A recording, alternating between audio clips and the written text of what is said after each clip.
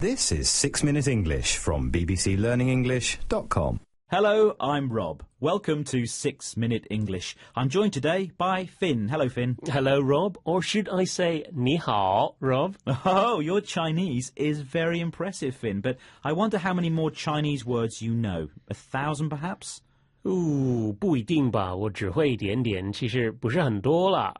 You're just showing off now, aren't you? Not being able to speak a foreign language is a bit of a British trait, or a particular British characteristic. We're not very good at it, although Finn is an exception. He can speak many foreign languages, can't you? Well, not that many. A bit of German, some French, Polish a little, Chinese, of course, Hokkien, a bit of Japanese. I'm impressed. Cute. I'm very impressed, Finn. Thank you. Well, now the rest of us Brits are being encouraged to learn at least 1,000 words of another language.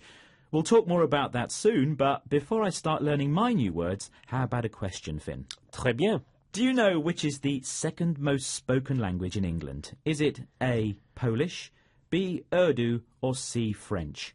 I think I know this one, Rob. I'm going to say A, Polish. OK, well, as always, I'll let you know the answer at the end of the programme.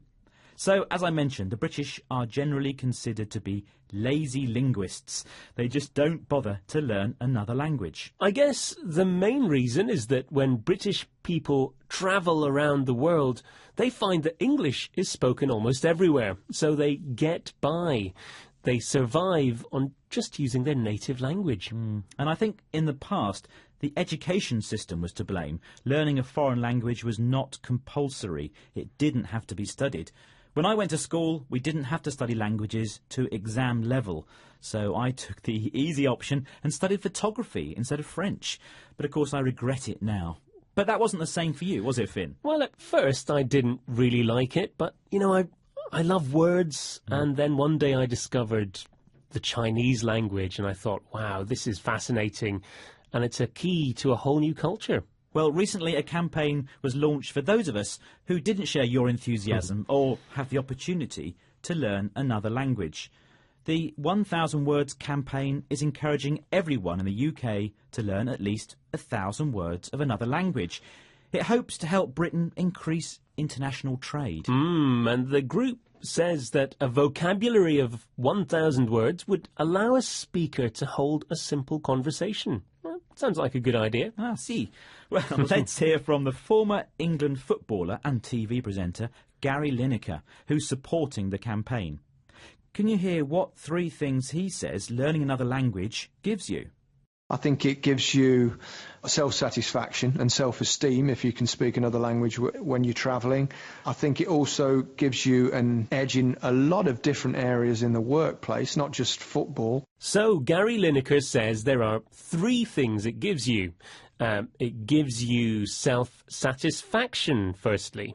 He means you feel good about learning a new skill, but it can have a negative meaning, self-satisfaction, that you're smug or pleased with yourself. Yes. I don't think he means that here, though. Yes. He also says it improves self-esteem, so you feel good about yourself and it boosts your confidence.